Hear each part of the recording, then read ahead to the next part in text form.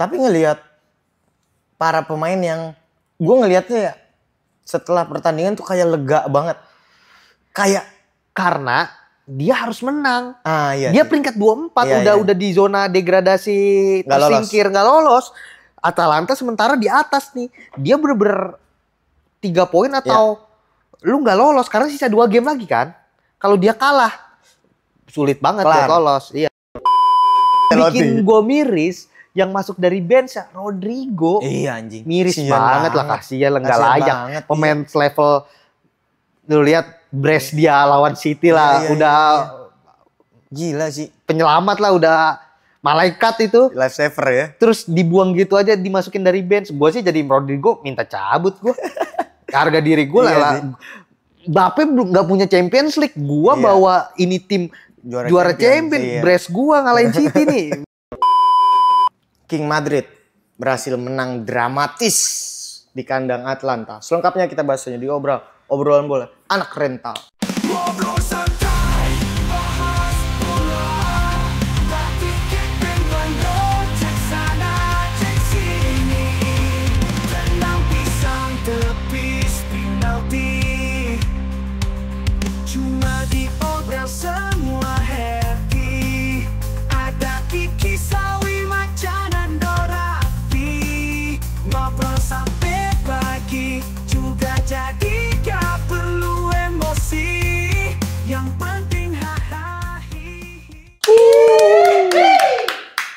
King Madrid menang dramatis. Kylian Mbappe, Vini, Bellingham. Komplit doh akhirnya. Anak-anak kesayangan Opa Ance. Fans highlight seneng, fans highlight Mbappe golin. Soalnya nggak nonton. Fans highlight seneng ya? Seneng, Mbappe golin. Bagus golnya. Golnya bagus. Gol Mbappe lah. Gol yang Mbappe banget, tipikal. Bellingham, Vini beserta Kylian Mbappe. Akhirnya doh, apa ini bisa dibilang pertanda mereka udah mulai bersahabat? Pertanyaan macam apa ini? Kayak brownies. Kalau lu lihat golnya kemarin, Vinicius being Vinicius lah. Ya. Pressing, lawan panik, kemelut, bukan kemelut, salah passing lawan, iya. Panik lah. Panik. Dapat dia cetak gol. Ya, Vini lah kita kenal. Mbappe juga dia kelas lah, kelas dunia lah gayanya Mbappe style lah. Bellingham, udahlah Bellingham nggak usah kita kritik lah. Yang lebih penting ke yang satu ini tuh. Ya kalau kita lihat Mbappe harusnya sih hat-trick ya. Kylian. Iyalah peluangnya kayak gitu berapa kali. Ya. Depan gawang berapa kali, dapat chance kosong berapa kali. Susah banget ini orang cetak gol. Gue nggak ngerti kenapa. Kenapa ya, Dok? Kalau menurut pandangan lu kenapa, Dok? Kita coba membedah sederhana aja deh. Menurut gua ya, gua nggak tahu deh. Apakah memang lawan udah mewaspadai tiang deket andalan Mbappe? Dia kan selalu gitu kan, tekuk tiang deket kan, selalu nyari bola di tiang dekat. Atau memang nggak diarahin? Karena yang gue perhatiin syutingnya nih nggak diarahin, asal kenceng. Asal kenceng sering banget kayak gitu. Berapa kali semalam pun kemarin malam pun kayak gitu. Syuting asal kenceng. Tapi di luar lawan Atlanta menurut gue sih jujur aja nggak layak menang juga. Madrid? Iya. Tapi ngelihat para pemain yang gue ngelihatnya ya setelah pertandingan tuh kayak lega banget. Kayak karena dia harus menang. Iya. Dia peringkat 24 udah di zona degradasi, tersingkir, nggak lolos. Atalanta sementara di atas nih. Dia bener-bener 3 poin atau lu nggak lolos karena sisa 2 game lagi kan. Kalau dia kalah sulit banget buat lolos. Iya. Dan ya Atalanta zona aman. Zona playoff. Ya. Tapi di luar itu Atalanta juga Retegui dari cadangan. Samardzic dari cadangan. Itu 2 pemain yang walaupun kemarin Retegui sama Samardzic pas lawan AC Milan dicadangin juga ya. Ini tuh Atalanta ngeluarin skuad yang dia menang lawan AC Milan 2-1 nih. Padahal di luar itu ya Retegui top skor Liga Italia sekarang kan lagi leading top skor. Samardzic seringkali ya super sub-nya si pelatihnya tuh. Si siapa sih? Gasperini. Gasperini. Iya, dan akhirnya dimasukin gitu walaupun Retegui dapat peluang matang kan kemarin tuh, ada satu peluang, gue lupa menit berapa. Gak dikonversi sayangnya itu. Tapi ya buat gue sih Madrid juga enggak banget. Madrid juga enggak banget. Maksud gue lawan Atalanta, orang terserah lah orang mau bilang Atalanta peringkat 2, peringkat 1 di Liga. Mainnya gini, mainnya gitu. Seharusnya ini tetap Atalanta gitu. Lu pemain, satu pemain lu bisa ngebayarin 5, 6, 7 pemain dia. Tapi apa sih, gue penasaran deh, apa yang bikin Atalanta bisa yang nggak dibilang efektif juga enggak. Maksudnya bisa ngelawan sampai akhirnya pertandingannya seru gitu. Justru menurut gue Madrid yang ngelawan. Madrid yang ngelawan? Atalanta yang dominan malah. Ya Madrid, gue gak tahu ya, tapi lini belakang Madrid tuh kayak ngegampangin. Ini setelah, bukan cuma game kemarin, ini kita ambil panjang ya. Lini belakang Madrid terkesannya kayak ngegampangin gitu loh. Terlalu santai. Terlalu santai. Kelihatannya ya. Maksudnya gini kali ya, kalau dilihat lebih detail, nggak buru-buru ada di posisi yang tepat backnya ketika serangan datang gitu ya. Positioningnya kacau, hancur. Vasquez tuh nggak tahu kemana, Franz Garcia nggak tahu kemana gitu, terlalu ngegampangin, terlalu apa ya namanya itu ya, defensifnya tuh terlalu by reaksi aja, reaksi si lawannya kayak gimana, pemainnya bakal ngapain, jadi nggak terkonsep offside trap atau memang zona marking atau kayak ya balik lagi taktik. Gue mah Madrid tuh makanya gue nggak pernah bilang si A si B, menurut gue ya pelatihnya. Gue selalu ngekritik Ancelotti. Padahal kita tahu kapasitas semua pemain Madrid ya. Maksudnya lu kalau dikasih, gak usah dikasih pelatih top deh, dikasih udah main sesuai pengetahuan lu pasti bisa. Pasti bisa. Sejelek-jeleknya Madrid dengan pemain kayak gini mah survive pasti. Walaupun gak juara, dia nggak akan jauh-jauh dari 2, dari 3. Dari 2, dari 3 ya. Ya karena gue ngelihat, mungkin ya terlalu ngeremehin. Gue ada setujunya sih terlalu ngeremehin, tapi di mata awam gitu ya, terlalu ngegampang. Kita tahu bahwa itu sebenarnya Ancelotti yang nyuruh gitu. Iya, terlalu dibebasin aja. Iya, itu aturan Ancelotti karena akhirnya bisa terlalu banyak pemain melakukan intercept apa? Penetrasi, overlapping dan lain sebagainya yang bikin ya akhirnya 2 gol berhasil gitu. Itu walaupun dari penalti Tapi ya penaltinya juga sebenarnya nggak penalti sih menurut gue. Itu nggak penalti. Itu nggak penalti kan, kesandung sih Kolasinac kan, kesandung kakinya sendiri kan. Tapi emang ada sentuhan dari Tchouaméni ada, tapi minim banget lah. Nggak penalti. Tapi ya di luar itu ya tetep aja lu. Itu kita jangan lihat golnya, kalau kita nonton Madrid diserang terus. Madrid banyak juga diserangnya. Atalanta agresif ya. Agresif. Ya kita tahu lah Atalanta tim middle, nggak punya superstar tapi work rate tinggi kan, ya pasti. Terlepas dari stigma Serie A, Atalanta bisa keluar dari itu lah. Iya, tetap ya fisikal pasti lah. Fisikalnya beradu, tapi untuk tim sekelas Madrid, lu mecah back antah-berantah susah amat sih. Mbappe juga depan gawang, gak gol lagi. Ya kalau ngelonton highlight sih keren-keren aja golnya. Cuma kalau kita nonton kan ada 2-3 kali dia begitu, gak ada yang masuk. Iya sih.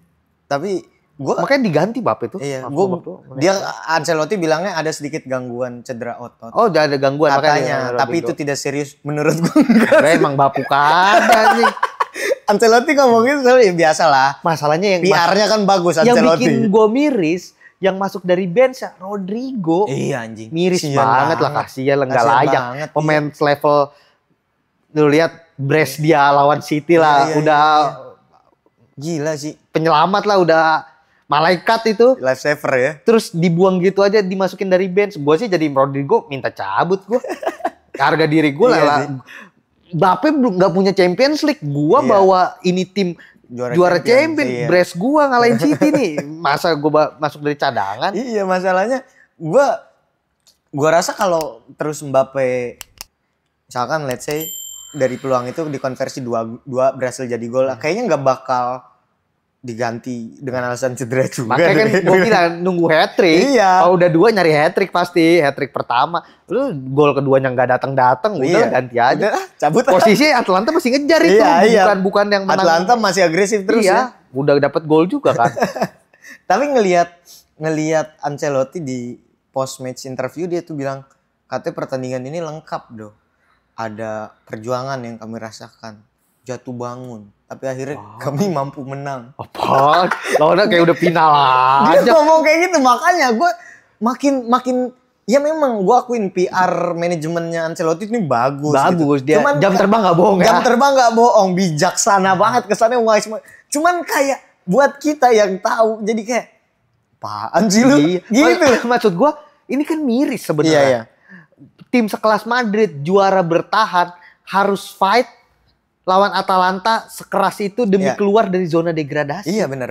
Juara bertahan harus fight untuk zona degradasi. Makanya format champion tahun ini nih, lu nggak bisa lu main-main aman asal di grup semua 4, semua 5. Ya lu mau lu poin lu 5, poin lu 6 ya tetap udah nggak ada grup-grupan. Nah ini menarik justru buat gua. Menarik. Semua tim pengen menang. Jadi strateginya tuh lebih ke menang bukan ke seri. Ya, udah gua nggak tahu sih sampai akhir fase klasemen nanti gimana. Cuman setidaknya gua ngelihat auranya nge-fight terus gitu loh. Iya, lebih seru sih. Gua nonton jujur lebih pemainnya tuh lebih ngotot pengen menang. Kayak Liverpool nge-highlight sedikit kemarin tuh seru Liverpool lawan Girona. Iya. Girona ngotot banget walaupun balik lagi ya kualitas lah.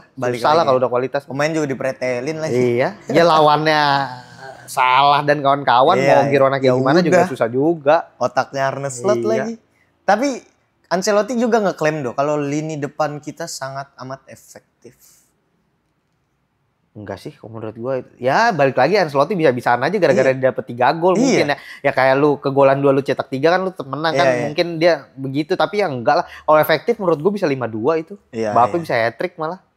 Yang menurut gue yang harus jadi highlight juga pertahanan sih sebenarnya. Lini belakang. Madrid sih. Jarang banget clean sheet ya akhir-akhir ini ya. Akhir-akhir ini jarang banget clean sheet. Gak tahu kenapa kayak beberapa orang yang digabungkan kayak beberapa orang baru kenal terus main aja gue ngeliatnya. Gue ngerasa tuh setelah Alaba cedera panjang, Rudiger kehilangan tandem sih. Iya benar. Sama Eder Militao dia nggak pernah cocok loh.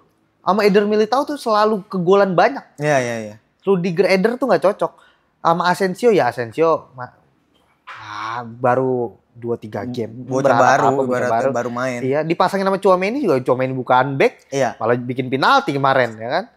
Iya. Setelah kehilangan Alaba tuh Rudiger kayak kehilangan pasangan aja. Rudiger kayak kehilangan pasangan ya. Dan kayak Rudiger tuh nggak seproaktif biasanya gitu gue ngelihatnya kayak karena dia lebih menjaga kedalaman mungkin, lebih takut dia. Kalau sama Alaba kan kadang tuh sama Alaba dia dua-dua naik loh ke atas. Alaba naiknya ngelebar, Rudiger naiknya ke tengah gitu. Bener-bener udah di belakang ditinggal.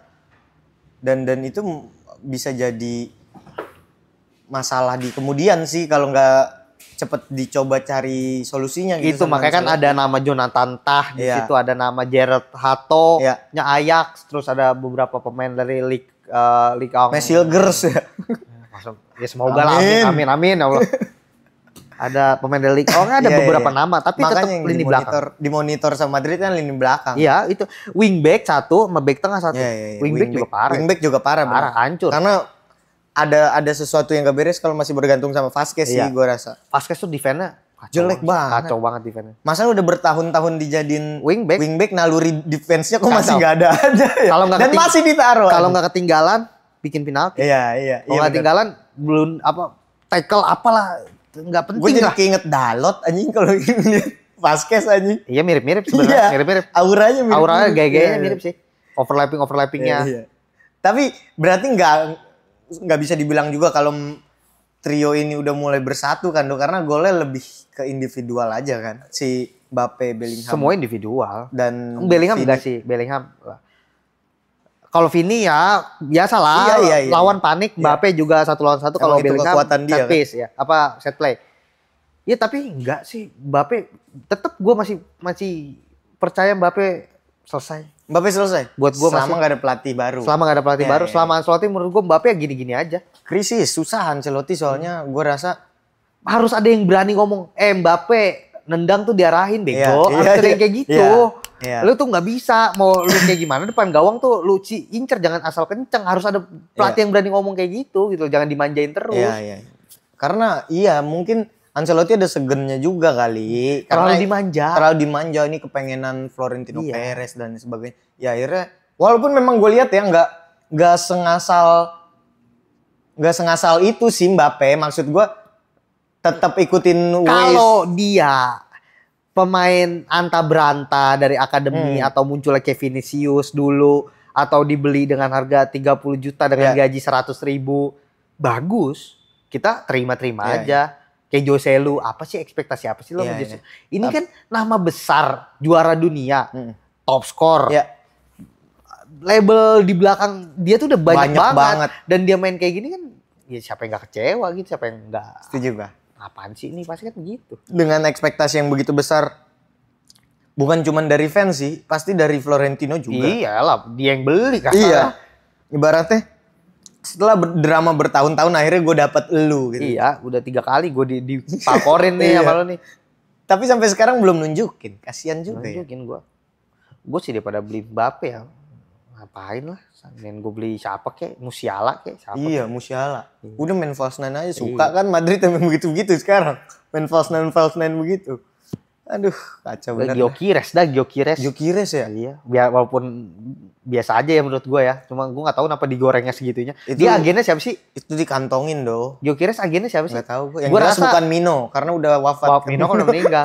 Apa? Jorge Santos lagi? Jorge Mendes. Jorge Mendes lagi. Yang Ronaldo juga ya? Lah itu kan faktor agen juga tuh ngegoreng-goreng gitu tuh. Bisa. Iya. Karena mainan agen kalau udah channel ke media langsung itu digoreng. Tapi secara raihannya juga oke lah. Secara statistik oke, tapi kalau ya lawannya siapa dulu kan gitu ya. Iya, kalau di Liga Inggris sih ya levelnya mungkin sekelas si itu aja. Solanke. Ya bisa segitu atau si Ivan Toney ya. Ivan Toney. Oh iya mentok ya, atau kalau di picknya Oli Watkins. Ya gue kepikiran Oli Watkins. Oli Watkins. Picknya di situ emang. Ya. Untuk dia bisa berkembang, tapi untuk gaya main dia sekarang sih ya di luar pelatih yang tolol juga ya. Kemarin gue nonton Sporting lawan Arsenal tuh. Pelatihnya tolol tuh. Dikantongin babak 1, di babak 2 suruh main ngelebar. Goblok, badan segede gitu main ngelebar, makin emang itu yang dibawa Arteta. Orang mah jejelin terus. Dipojokin ya. Iya, orang mah ditumpuk di tengah. Lu kasih ekstra midfield ya kan, invert ke dalam tuh gelandangnya biar kasih misdirection buat si malah di ngelebar. Gue kira saya ya udah. Suka banget Arteta, makanya hujan gol. Itu yang tunggu-tunggu. Oke, kalau gitu menurut teman-teman bagaimana penampilan Madrid menang dramatis di kandang Atlanta? Apakah bagus? Apakah biasa saja? Apakah Mbappe waktunya pergi ke Arsenal dengan transfer gratis? Oke, kalau gitu sampai jumpa lagi di obrolan episode selanjutnya. Obrolan bola anak rental.